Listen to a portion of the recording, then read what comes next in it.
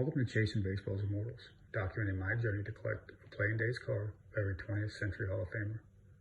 Today I'm spotlighting Napoleon Lajoie in his T206 portrait. Lajoie was one of the first superstars of the American League and still stands as a type amongst baseball's greatest players. His inclusion, and arguably the most important set in the hobby, alongside the greats of Wagner, Cobb, Young, Johnson, and Mathewson, makes this issue an enduring part of the card hobby. Napoleon Nap Lajoie was one of baseball's first true superstars. Born in 1874 in Rhode Island, Lajoie broke into the majors with the Philadelphia Phillies in 1896, where he established himself as an elite hitter and run producer. When the American League formed as a rival to the National League, Lajoie jumped to Connie Mack's Philadelphia Athletics in 1901. That season, Lajoie hit .426 and captured the Triple Crown, a performance that legitimized the fledgling American League and cemented his status as the first true superstar. Within a year, he was transferred to Cleveland, where his popularity was so great, the club was nicknamed the Naps in his honor.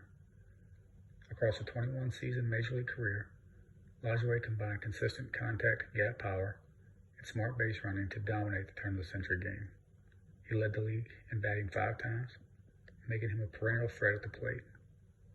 Lajoie's career totals and honors underline both his longevity and elite production, which include 3,243 hits, marking him as the third player ever to reach that milestone, a .338 batting average, nearly 1,600 RBIs, and 380 stolen bases. As a testament to his greatness, Lajoie finished 6th in the inaugural 1936 Hall of Fame ballot, trailing only Cobb, Ruth, Johnson, Mathewson, and Wagner. In the 1937 ballot, he finished first to lead the ballot, finishing ahead of Tris Speaker and Cy Young, and further outpacing the other greats, Grover Cleveland Alexander, Eddie Collins, George Sisler, and Roger Hornsby. A clear reflection of how the peers and historians valued his place among baseball's legends. The T206 set from the American Tobacco Company is widely regarded as one of the hobby's most important releases. Its stunning artwork, massive checklist, and remarkable roster have made it a collector favorite for more than a century.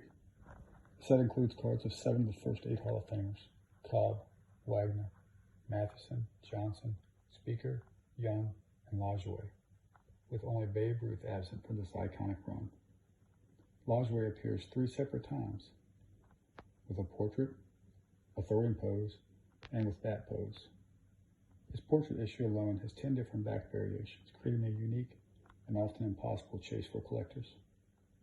The portrait is a standout. Lajoie in his Cleveland uniform against a dark yellow background, producing a stark contrast and a composition many consider among the set's finest. Finding the T206 Lajoie with the right eye appeal can be difficult. Fewer than 2,000 have been graded. Common issues like off-centering and a century of wear make high-quality examples rare but attainable.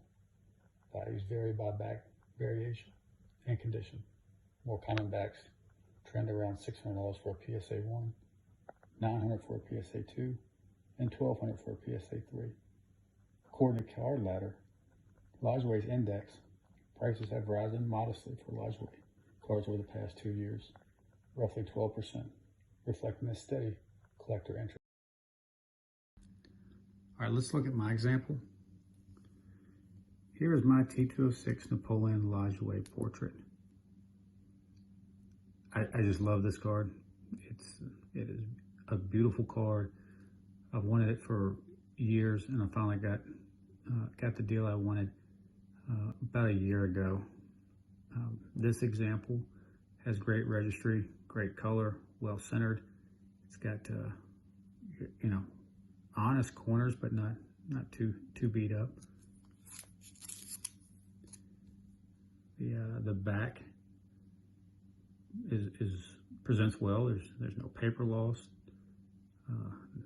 not any staining. Just a great looking example. I was able to get it as a reasonable cost. I think I paid $600 for it, and that's because it's a PSA 1. There is some light surface wrinkles. I think there's one here And there's another one here, but you can't, you have to look really hard to see it, which is fine by me. But just a great card that I really enjoy having in the collection. And that concludes my Lajoie collection. Now let's look at some other Lajoie cards. As previously noted, Lajoie has two other issues in the famed T206 set, throwing and with bat. The with bat is seemingly a more rare version of the three and commands a slightly higher premium than the throwing version. Another option comes from Parker Brothers, and it's 1913, the National American Baseball game. These card fronts, printed with either blue or red tint, show a full bleed image of Lajoie at the plate. The red tinted versions are somewhat more scarcer, but both colors remain relatively affordable and are a nice, accessible way for collectors to own a Lajoie piece. In 1933, Gowdy famously omitted card number 106, leaving set collectors scrambling to complete their sets. The company mailed the missing card in 1934 to those who asked, creating one of the hobby's first manufactured rarities. Even low-grade examples now command tens of thousands of dollars. Early Lajoie cards are scarce, as you'd expect for cards more than a century old, but there are enough different issues and variations that collectors have multiple entry points. Whether you're hunting a T206 portrait with a preferred back, a Parker Brothers card, or one of Lajoie's other issues, there are attainable options, though finding the one with the right eye appeal at the right price can take patience. On deck in the next episode, I'll be spotlighting Dazzy Vance and his 1933 Gowdy.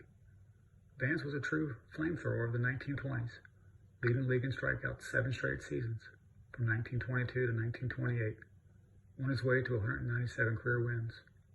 Once a dominant force on the mound, he's become a bit of a forgotten star, the kind of player whose story rewards a deep dive. His 1933 Gowdy is a surprising budget breaker.